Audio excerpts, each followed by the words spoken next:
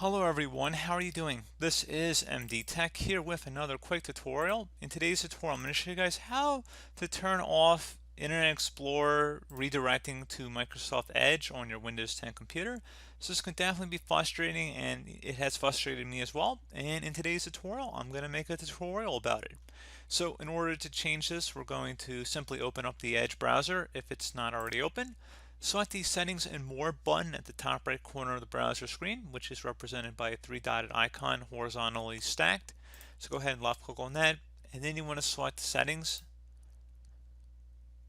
Select Default Browser on the left side, and then where it says Let Internet Explorer Open Sites in Microsoft Edge, go ahead and click inside this drop down and set it to Never. And once that's done, you're good to go. Close out of here, and your settings should be changed. So, as always, thank you guys for watching this brief tutorial. Do hope I was able to help you out, and I do look forward to catching you all in the next tutorial. Goodbye.